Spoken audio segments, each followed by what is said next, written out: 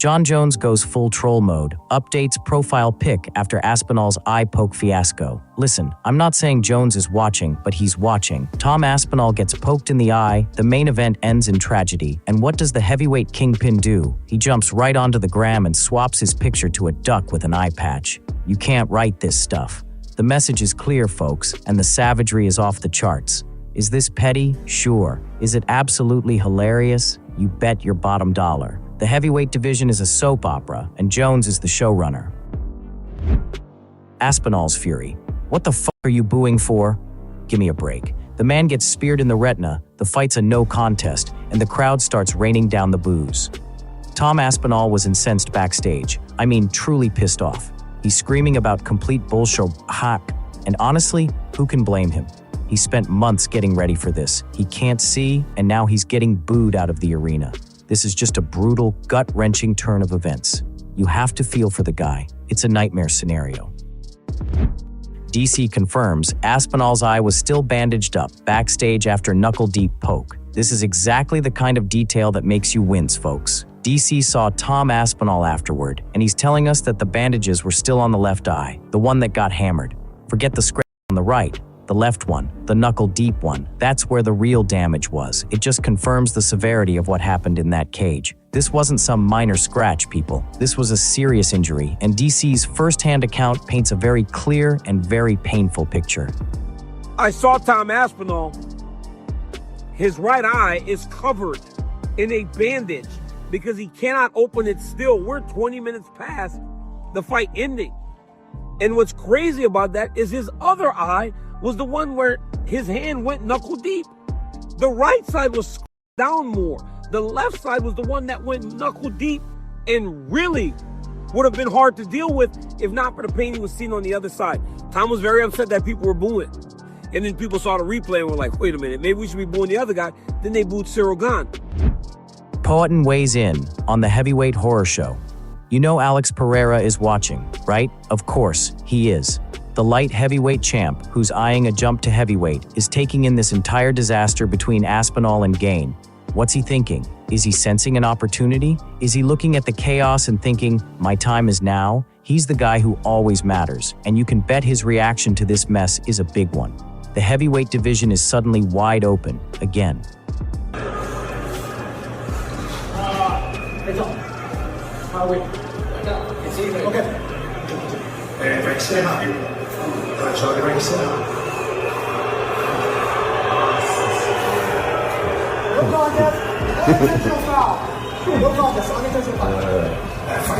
E aí, Potão?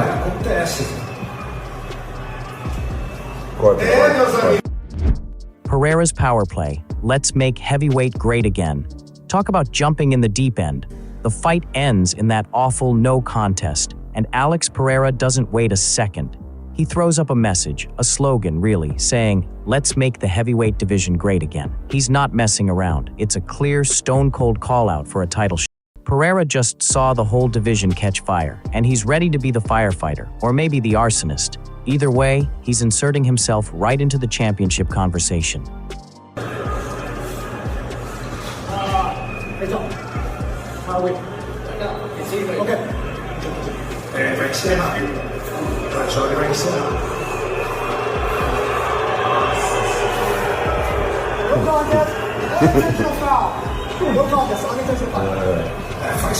E aí, Potão?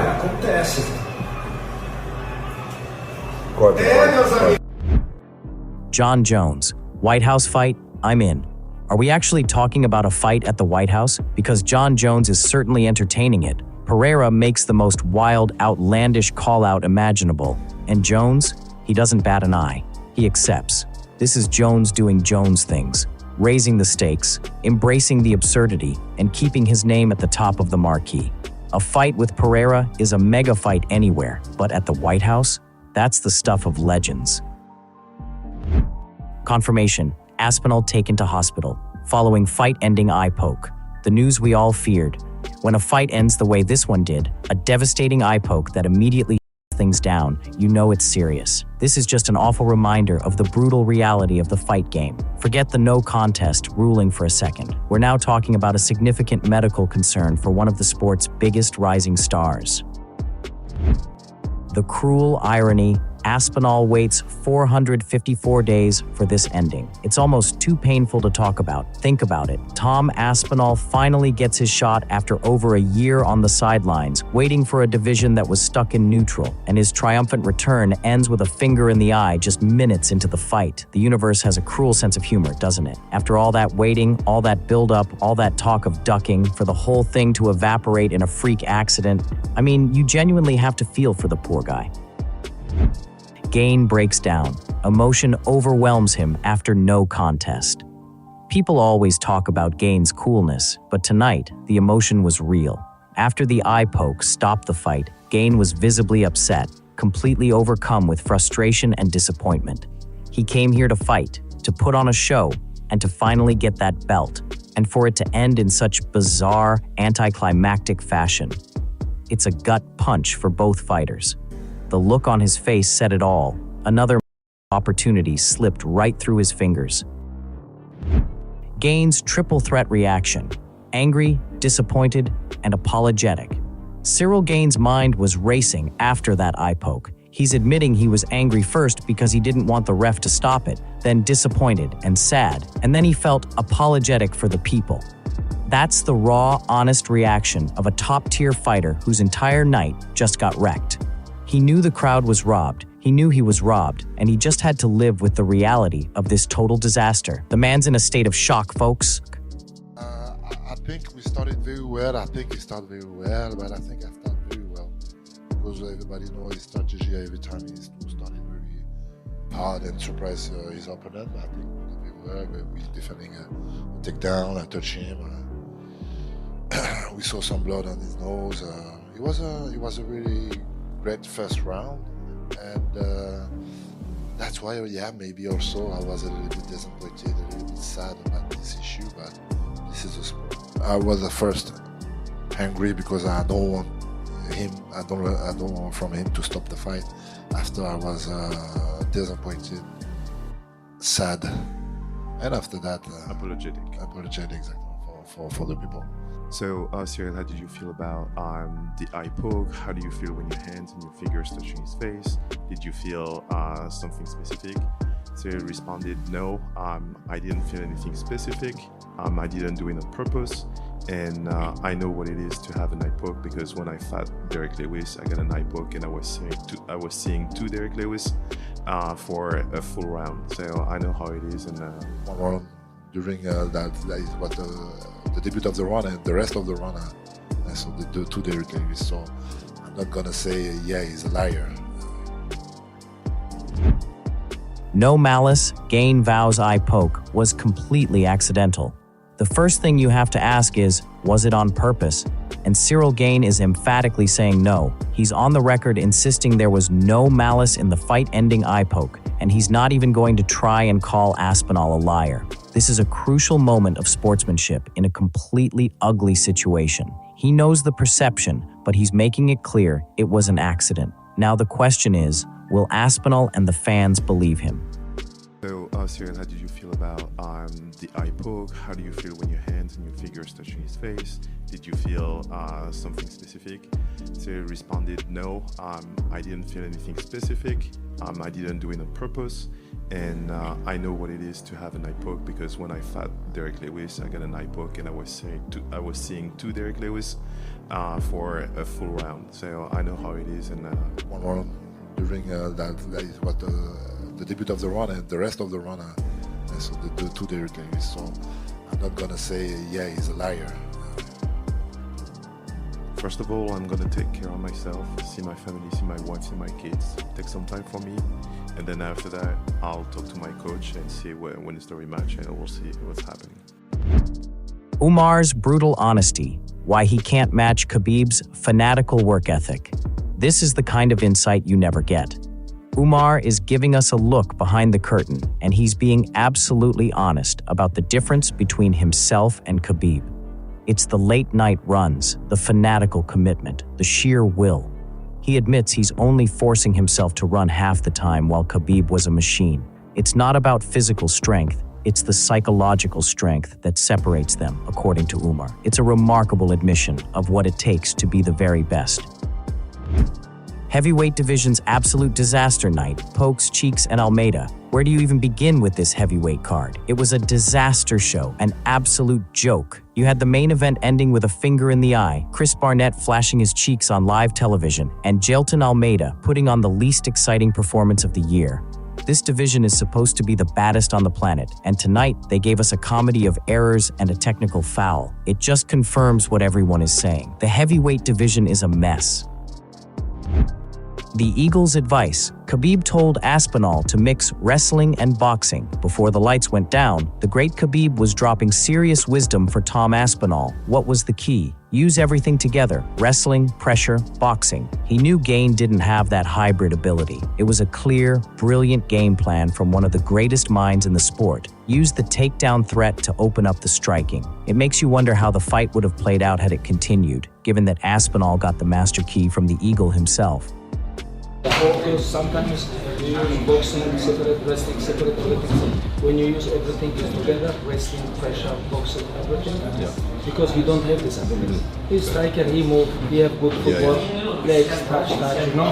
But when you use your hand boxing and take down the pressure, it's gonna be much better. Make him think about it. Yeah, make him think about it because he's gonna wait your takedown. Sometimes when you set up your punches, you can show him your Appreciate it. Thank you very much. You gotta go. Khabib shoves DC out of the cage. Listen, I love these two together, but this moment was priceless. Umar wins, DC jumps in to celebrate, and Khabib just turns around and gives his buddy a good old-fashioned shove right out of the octagon. It was pure, unadulterated Dagestani tunnel vision. No room for TV personalities, only for the team. It's a hilarious clip that reminds you that for Khabib, the job is only done when you're out the door and ready for the next one.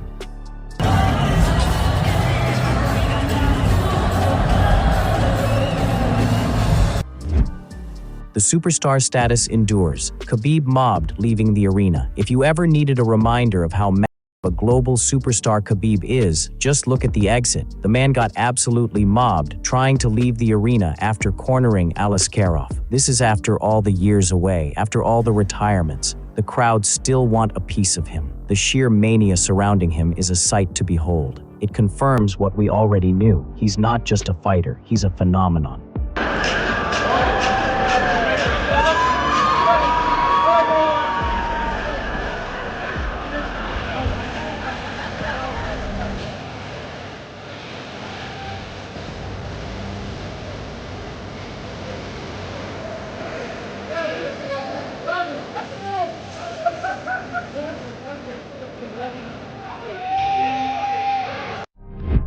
High-level meeting, Usman with Dana White and Hunter Campbell. Now this is a picture that gets my antennae up. Bellator champion Usman meeting with the two biggest power brokers in the UFC, Dana White and Hunter Campbell, right there at the weigh-ins. This isn't a casual folks. This is a very interesting, very important photo op. What are they talking about? The future, a cross-promotional super fight, a contract. The seeds of a major move are absolutely being planted right here.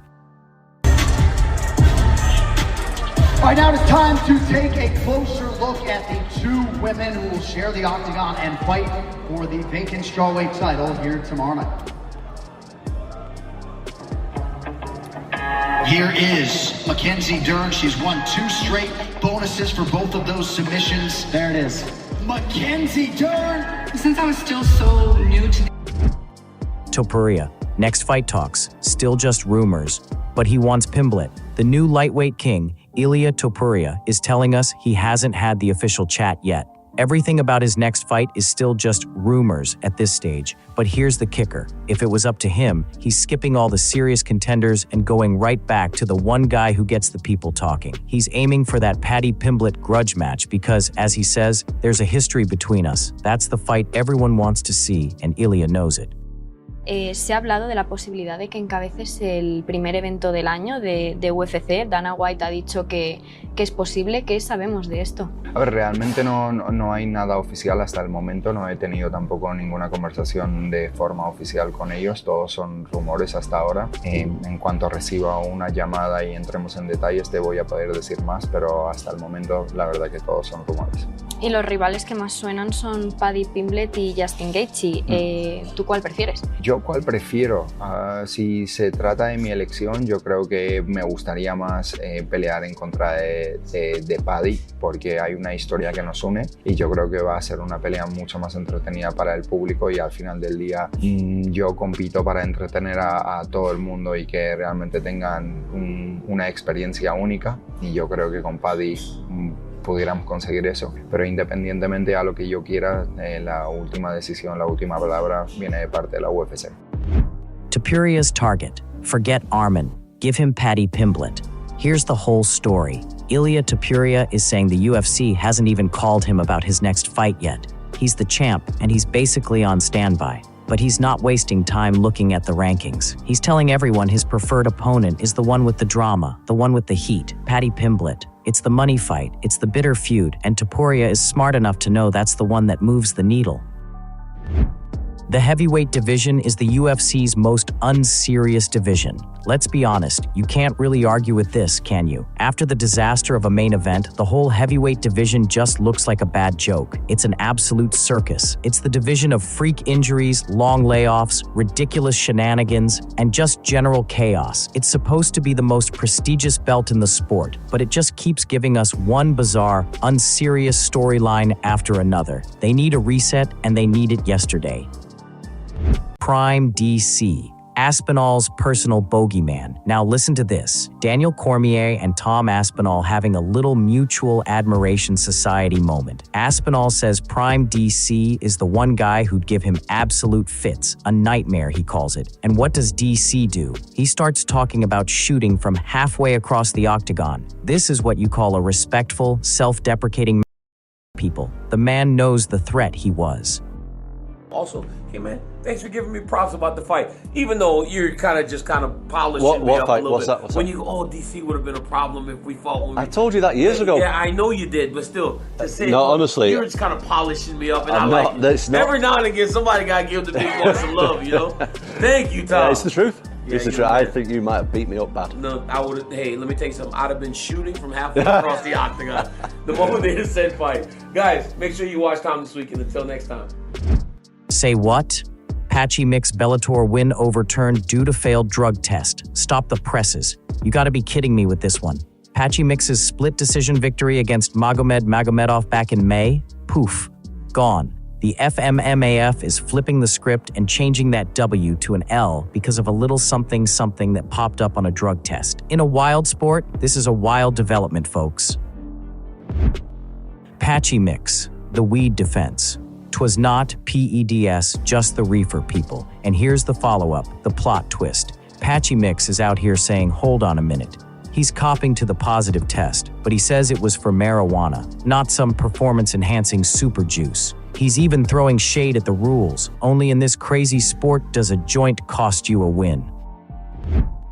Saved, healed, and coming back. Mystic Mac on a spiritual journey. My man McGregor is back on the airwaves, folks, and this isn't his usual bravado.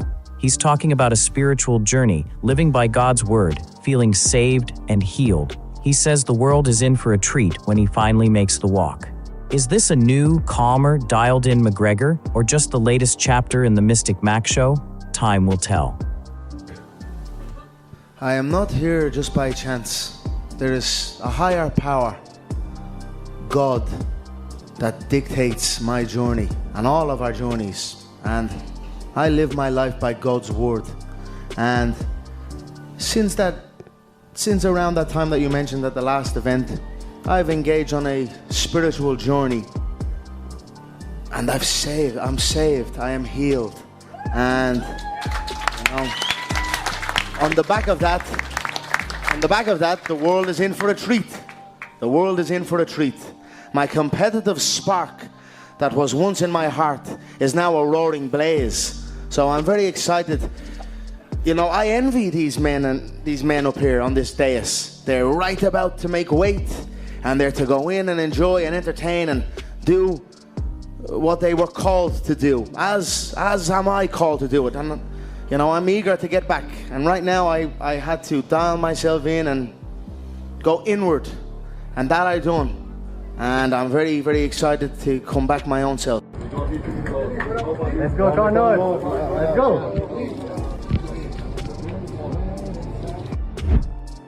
Dana White has spoken. The Nurmagomedov deal is simple. Put on a show. You want a title shot?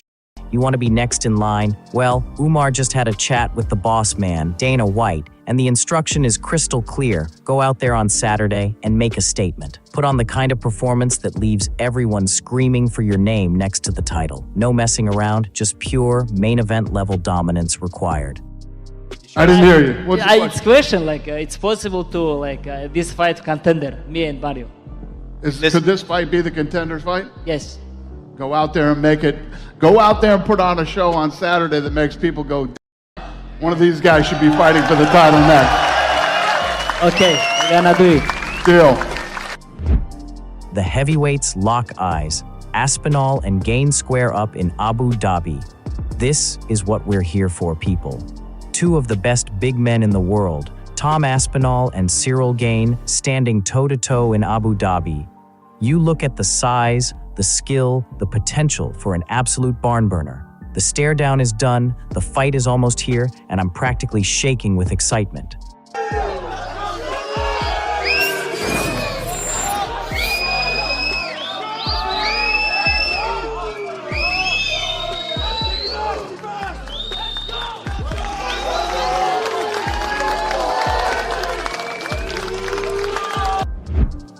Oh boy. Aspinall's split decision game plan already getting boos from the boss. You gotta love this. Tom Aspinall is out here laying out his brilliant tactical game plan, talking about a split decision win by jabbing and holding on the fence. And the reaction? The reporter's gonna boo, and then Dana White himself jumps in to say he'll be booing too. Talk about a cold reception for your strategy. Yesterday, Tom said, I'm gonna win by split decision after 5 rounds.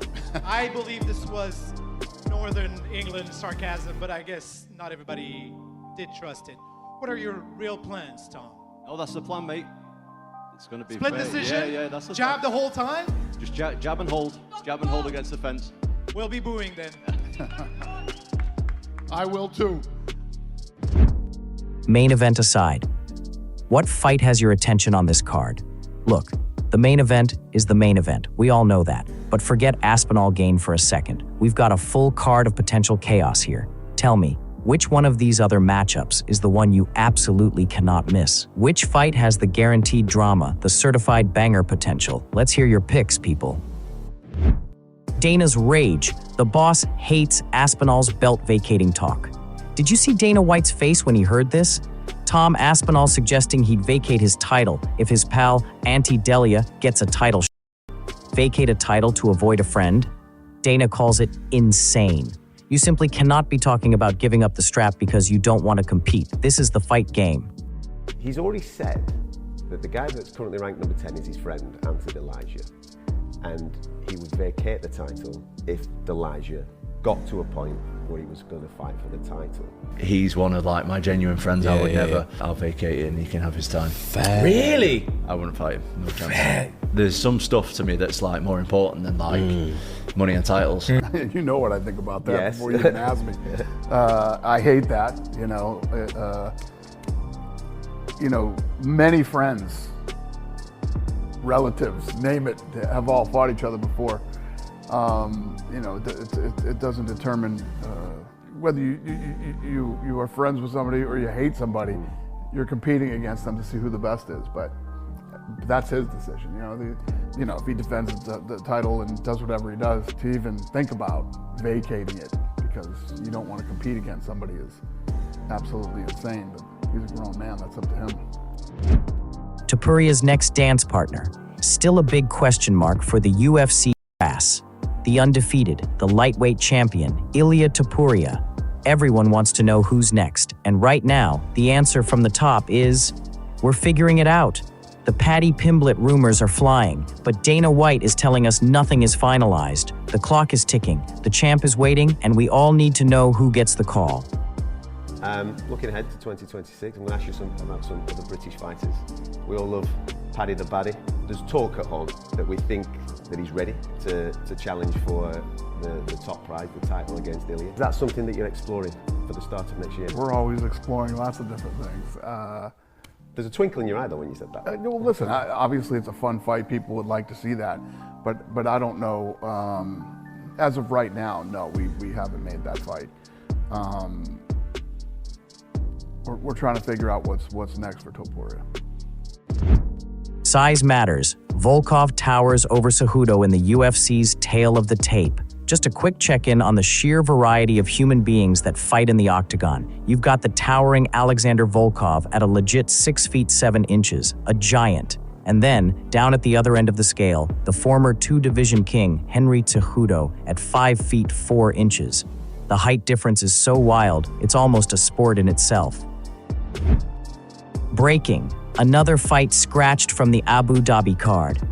This is never good news, folks. We just got word, officially, that we've lost a fight. The lightweight clash between Abdul Karim Al-Selwadi and Matheus Camilo for UFC 321 is off, cancelled. Another one bites the dust, and we're waiting for the details on why. Umar says Islam's game plan arsenal for JDM is a full alphabet. When it comes to his cousin, Islam Makhachev, and his next opponent, Jack Della Maddalena, Umar is absolutely brimming with confidence. He says Islam doesn't just have a plan A or B, he's got the entire alphabet. Plan A through Z, this is a man who leaves nothing to chance. His welterweight debut, we're all very excited for this. Islam in amazing shape, and this guy, very smart fighter.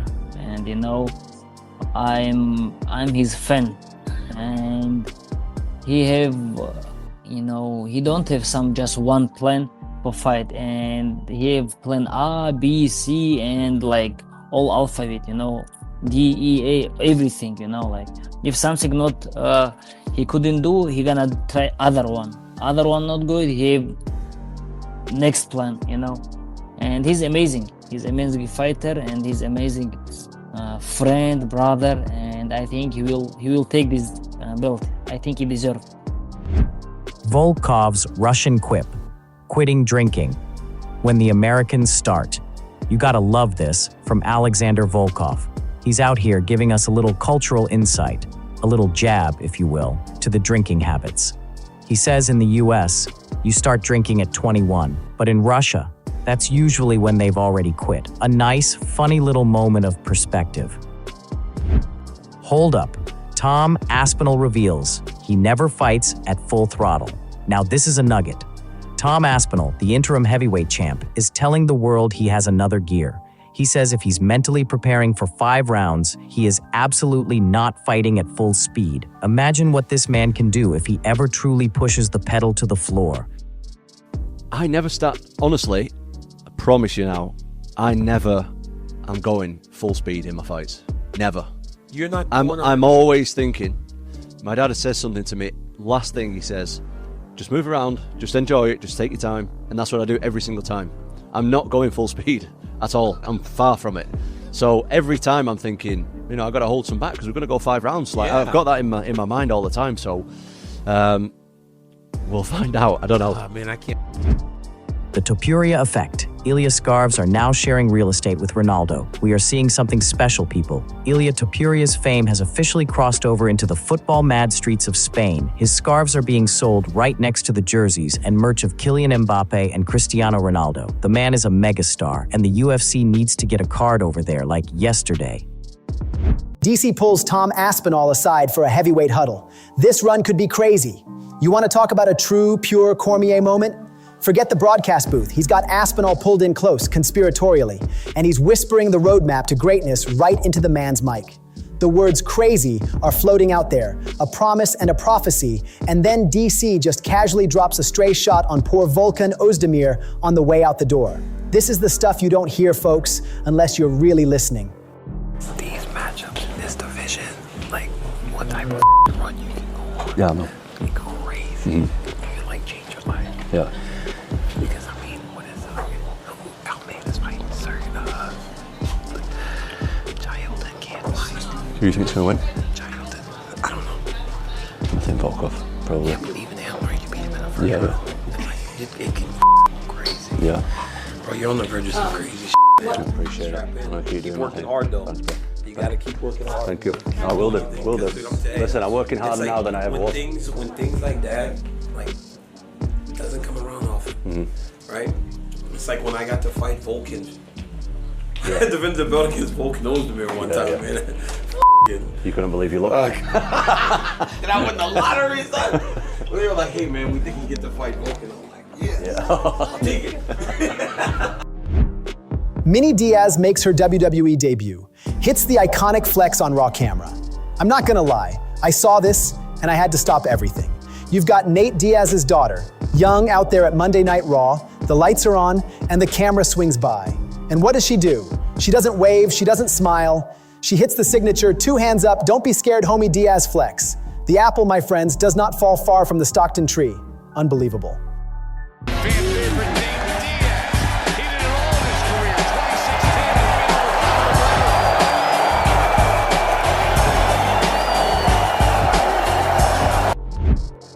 Paddy the Baddy grapples with AJ and suddenly realizes, this ain't for me.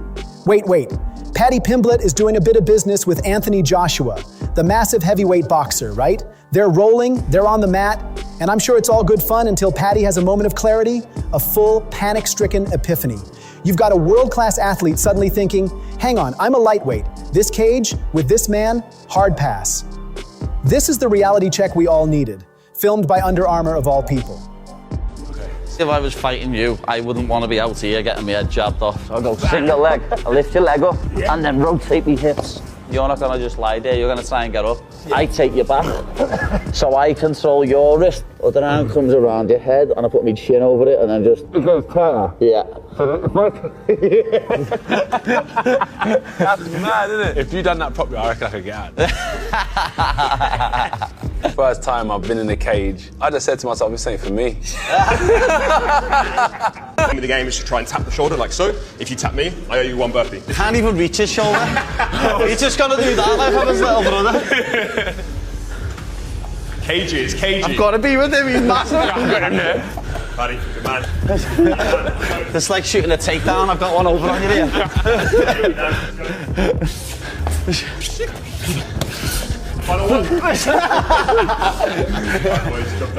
I needed this really, sweat them chicken wings off. Paddy goes full Scouser scorched earth on Ilia Topuria. Sign the contract, you German copycat. The mouth of the Mersey is open, and boy is he letting the bullets fly.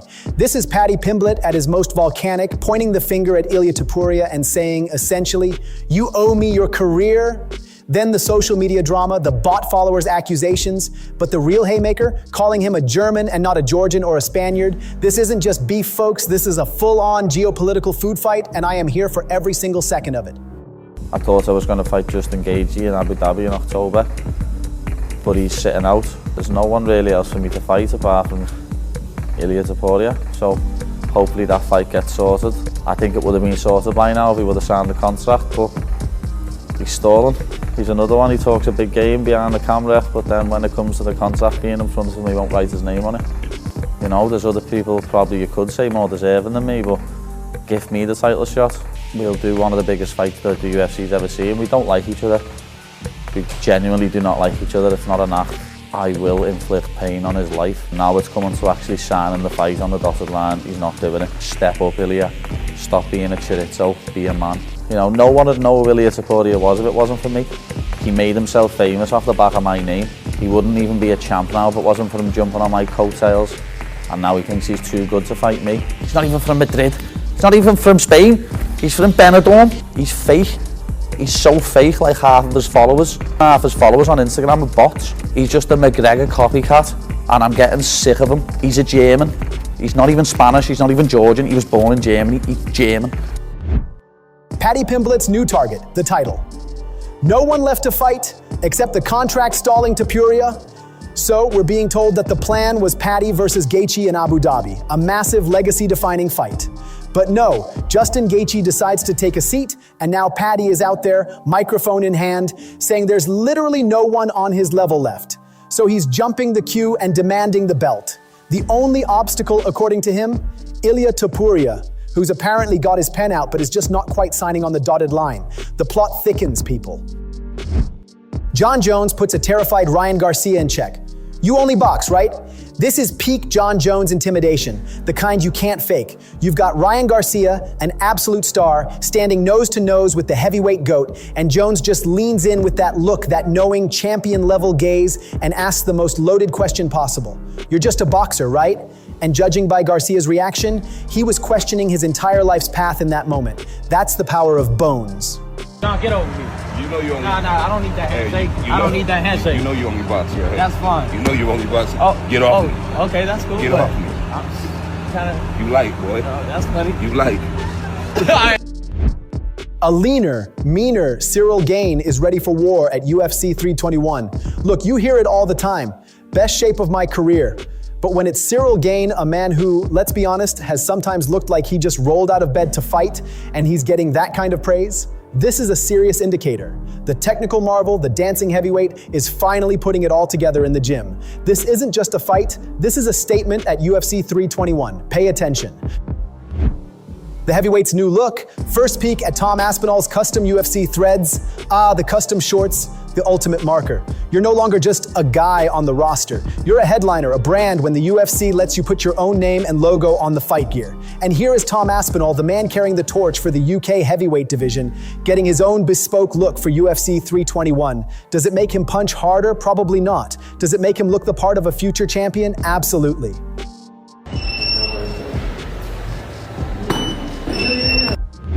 Ciryl Gane is doing things out there at the UFC 321 open workouts. You know Ciryl Gane, he's not out there screaming and throwing leather at shadows. He's smooth, he's fluid, he's just doing stuff like a jazz musician playing a light riff. He's showing off the athleticism that shouldn't belong to a man his size. It's confusing, it's mesmerizing, and it's UFC 321 open workout gold. Is he serious? Is he just goofing? Who knows, but it's working.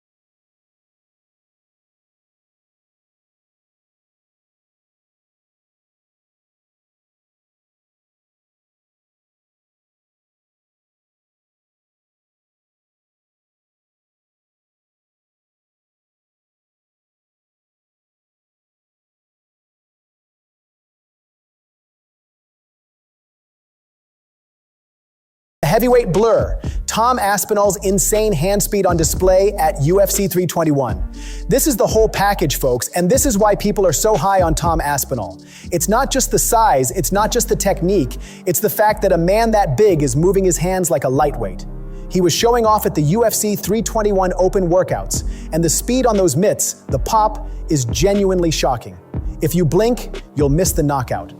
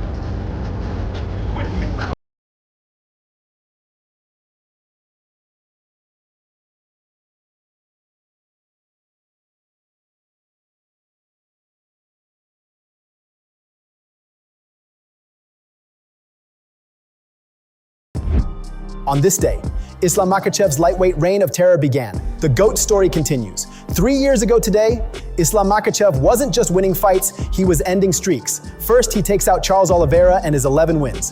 Then he flies to Australia to finish the 22-fight run of Alexander Volkanovski, and then knocks him cold in the rematch. Now, with 4 defenses in the history books, he's vacating the belt for a whole new challenge. This isn't a great career. This is an all-time great career being written in real time.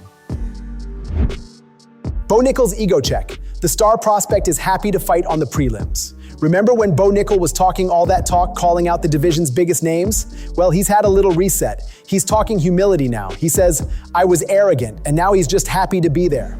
I love the shift. The elite talent realizing that the UFC machine will put you where it needs you. The arrogance is gone, but the skill, that's still very much there.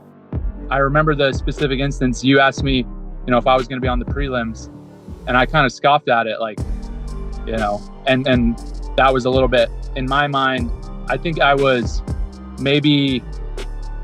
definitely arrogant, but, there was a little bit of truth to that coming in my position, but at the same time, it was arrogant. So I feel like, I don't really care where I fight. Where the UFC wants to put me first fight on the card, then I'm happy to do that. And it's definitely part of this, humbling, as I've said. So, I don't feel like I should get anything that I don't deserve and that I didn't earn. And I want to earn everything I have. So, if I'm on the prelims, then that's great. I'm pumped about it.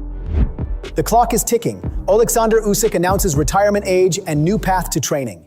It's bittersweet, isn't it? The magnificent, undefeated, 2-division undisputed champion, Oleksandr Usyk, has given us a hard timeline. He's going to hit 41, and then that's it. He's done with the ring and moving on to the coaching corner.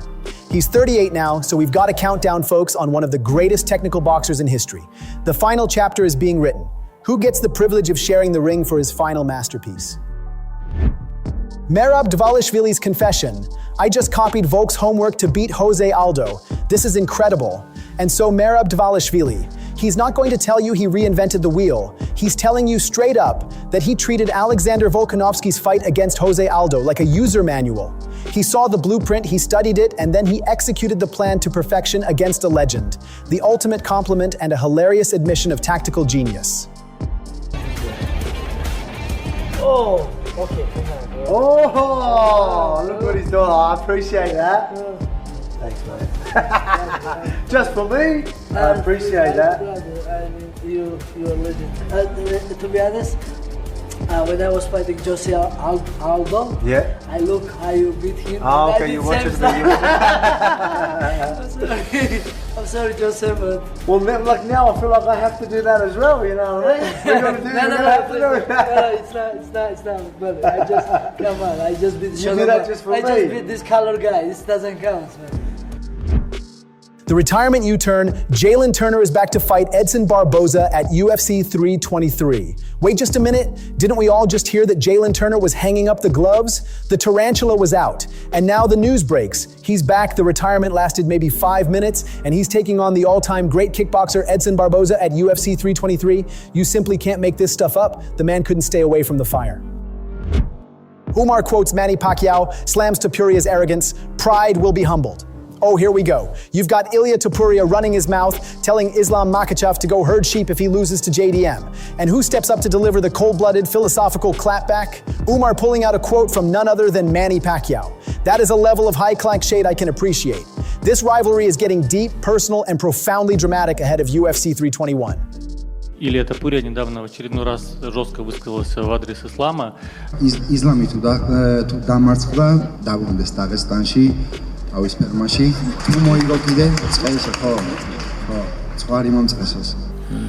Знаешь, как сказал однажды Мэнни Пакьяо, любой человек, который, особенно любой спортсмен, который будет себя вести возвышенно, понимаешь, там, вот, с этой горделивостью, мол, ты вот, обязательно будет унижен. Есть такие у него слова прекрасные. Я не знаю, можно что угодно говорить. Можно говорить, можно также сказать, что Илью Топурию отправим в магазин одежды, заново ее продавать там, или еще что-то. Но это не подобает, того не хочется делать, не хочется. У Ислама и так есть ферма, и так у него есть на ферме овцы, и без этого он занимается, без советов, или тоже он занимается фермерским хозяйством. Luke Thomas drops a truth bomb, the UFC's political shift. Listen to me, you hear this. Luke Thomas, the great white shark of MMA analysis, is out here saying what we all kind of knew, but maybe didn't want to admit. The UFC, the Ultimate Fighting Championship, has become an aggressively right-wing sport.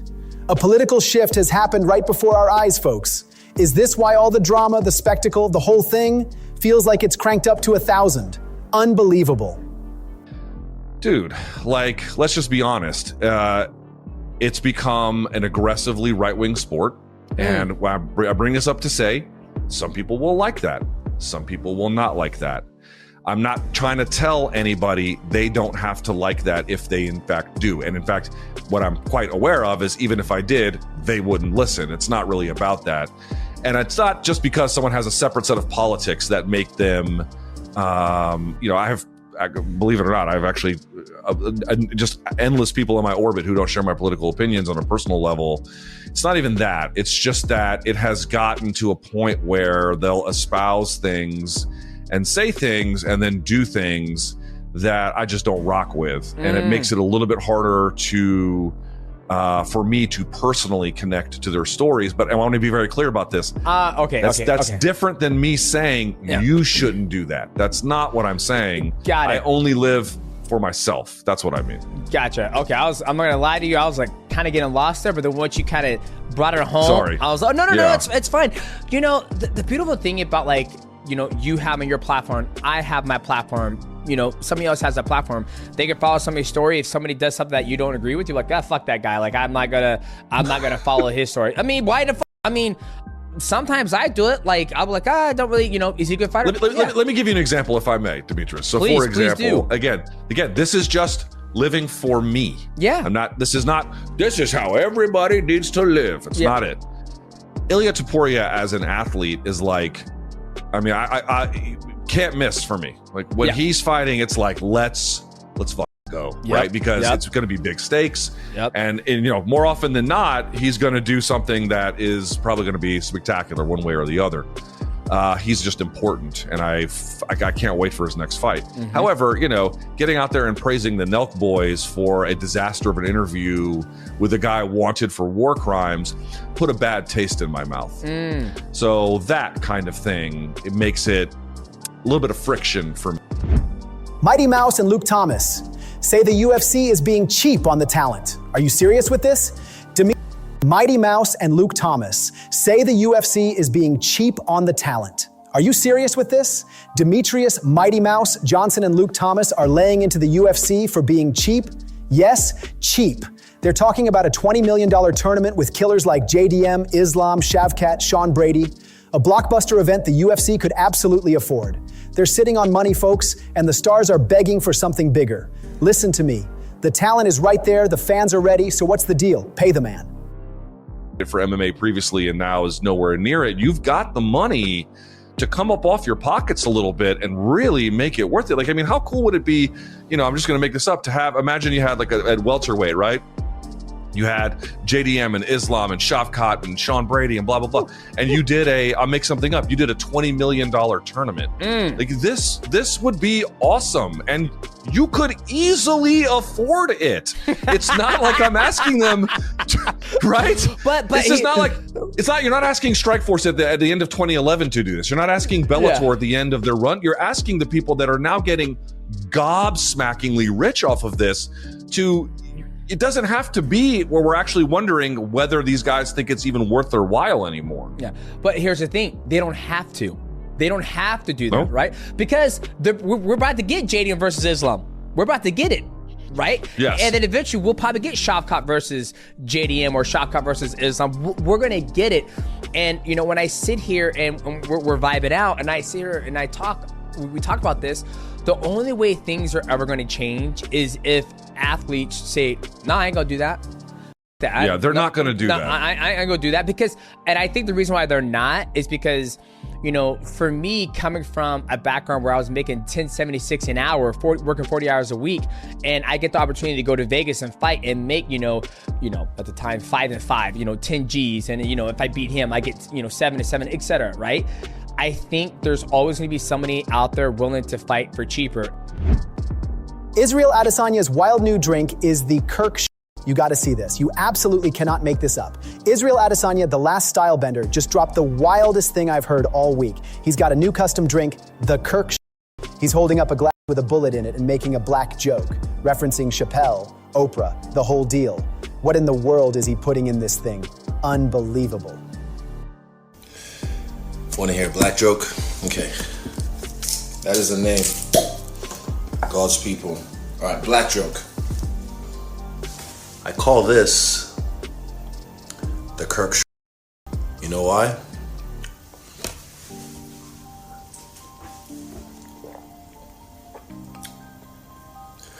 Because it's black. There's something there. Just figure it out. There's a joke in there somewhere. You can do it. Figure it out. Flagrant 2. Chappelle. Fucking, I don't know. Oprah. Figure it out. Figure it out. Nathaniel Wood solves the performance puzzle. NAP time. Hold on, stop the presses. I'm telling you, Nathaniel Wood has unlocked the secret code to superhuman performance. He's admitting he used to scoff at it, a nap. But now he cannot function without his midday snooze. He gets his morning session in, crashes, and comes back for the second session, all brand new. Forget your supplements, forget your high-tech gadgets. The secret to a better life, a better career, it's a nap, people, a nap. You try to nap throughout the day, sort of, just so you can catch up on missed sleep. I always nap anyway, so my strength conditioning coach said to me a long time ago, he said, Nath, if you get the naps in, it will increase athletic performance. And I was thinking, a nap? I'm not going to a nap. I'm 28 years old, I ain't doing that. Mate, I cannot function without a nap now. It's changed your life, basically. Yeah, it's changed my life, but sometimes it's a pain in the arse, because if I don't have my nap, I get irritable. So do you feel it in training, it makes you feel better, more? Yeah, so first session in the morning, done, come home, have a nap for my second session, feel brand new. If I don't have a nap, come second session, I'm a bit a bit brain foggy, a bit fatigued, maybe I'm not concentrating as much. Get that nap in, get a coffee in, I'm good to go. Well, that's the secret then, isn't it? Just got a nap. That's all you got to do. Tom Aspinall's custom UFC 321 shorts. Just landed. Take a look. Look at these things. Tom Aspinall's shorts for UFC 321 just hit the airwaves, and they are custom. The man always comes correct, always brings the style. It's fight week, it's championship energy, and you know he's gonna make a statement with what he's wearing. Unbelievable. This is how you generate some buzz. The UFC embedded camera guy knew exactly what he was doing with Mackenzie Dern. We gotta give a tip of the hat to the UFC embedded camera crew. It's Mackenzie Dern Fight Week, and they were dialed in, folks. Dialed in. The shots are glorious. The angles are on point. They know what the people want to see. They know how to build the anticipation. Unbelievable. A true professional at work behind that lens. Paul Craig says the UFC tried to sandbag him with a young Tom Aspinall. What? You hear this story? Paul Beardew Craig just revealed that the UFC tried to throw him to the wolves, to a young ascending Tom Aspinall. They tried to get him to move up to heavyweight and take on the absolute monster. Craig thankfully said no. Can you imagine that fight back then? The UFC tried to sneak that one past him. He's probably kissing the ground right now that he dodged that bullet. Ciryl Gane calls Tom Aspinall not smart over his shoulder-touching habit. Listen to me. Ciryl Gane is not impressed with the etiquette of Tom Aspinall. He's calling the British heavyweight not smart for putting his hand on people's shoulders. Gane's like, if you want your range, put your hand on the wall. Why are you on my shoulder? A little mind game, a psychological tick, unbelievable. The big men are beefing over hand placement. This is a stupid thing. This is if you want to reach my side, I must put my hand on his shoulder. If you want to have his range, you just need to put his hand on the wall and he's gonna have his range. Why you need to push his hand on my shoulder? Nothing. He's gonna learn his range, not mine. Yeah. You understand what I mean? Of course. Yeah, so no, it's okay if you want. What do you think it is? Do you think it's like a... I'm not sure if it's the truth. If he did that for that, he say he did that for that. I still don't know the answer myself. I don't think so because he's not smart. If you want to have my range, if you want to learn something about my range, I must to put my hand, and you're gonna have my range. But if you put your hand on my shoulder, you're gonna have your range. Yeah. So پول شوشان میگه ووو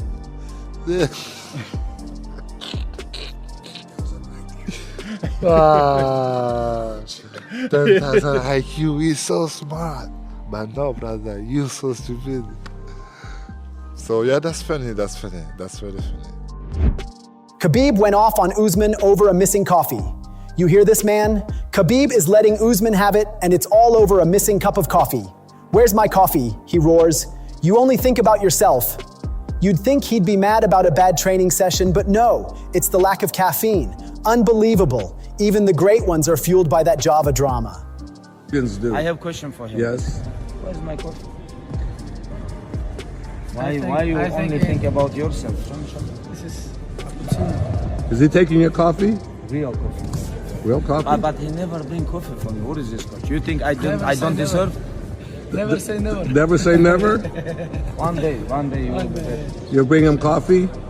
Habib, I'll bring you coffee. I didn't find his car in outside. That's why I think he's not here. Ah. Your car is outside? No, it's not your problem where, but outside. Outside. Don't come inside.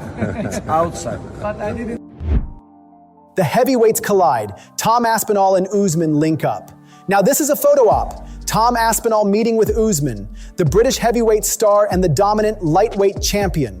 What in the world did they talk about? Did they exchange secrets? Did they talk coffee and nap routines? Unbelievable. You love to see the heavy hitters of the sport connecting.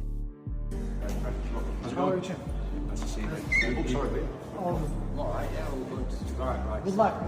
Thank you. How have you been? Good.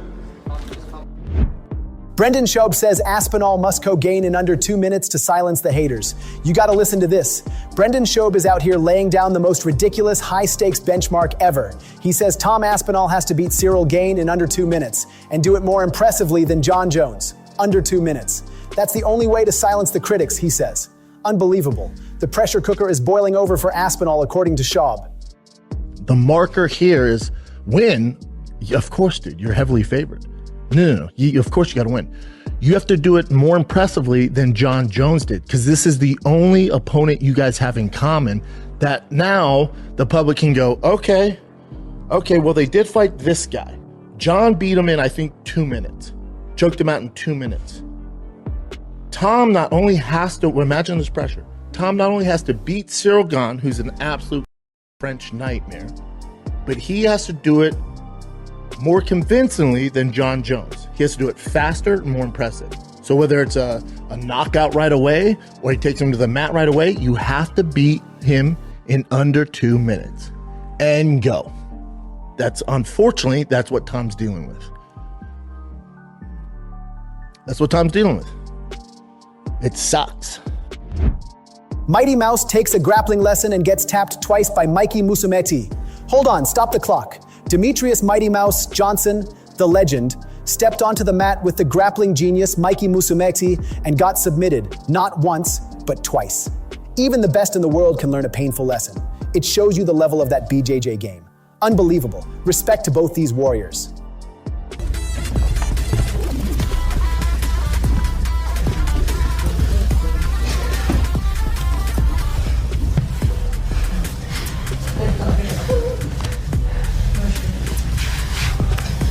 This to me last time. We grappled.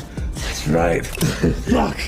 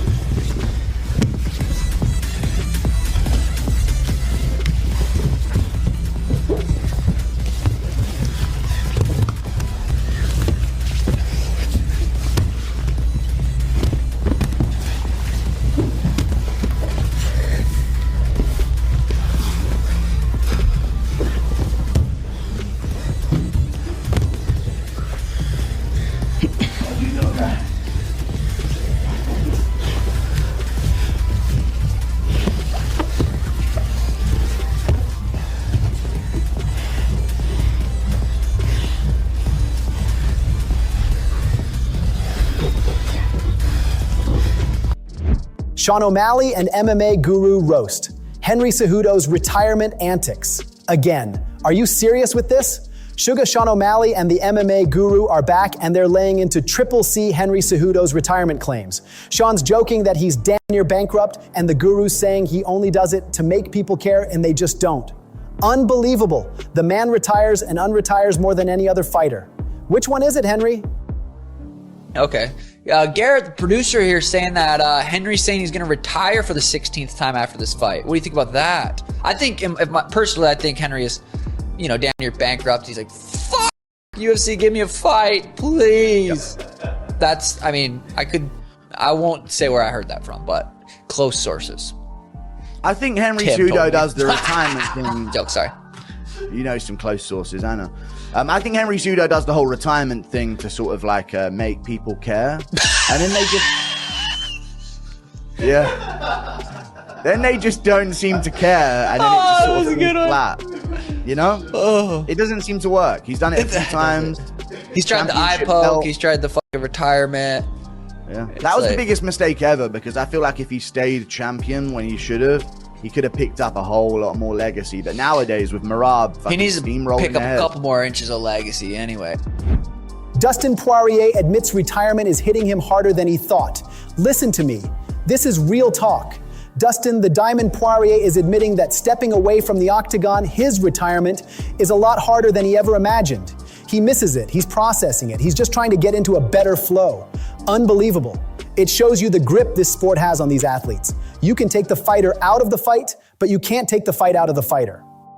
You were talking to fans on Twitter. You talked about how much you miss fighting. But there was one tweet that really stood out, responding to a fan who asked how much you miss it. And you said, let me pull this up real quick. Quote, every day, the moment my eyes open, I've done it for 2 decades, dedicated my life to it. A part of me has died. Can you expound on that a bit? And is retiring harder for you than you thought it would be? Yeah, it's harder than I thought it would be.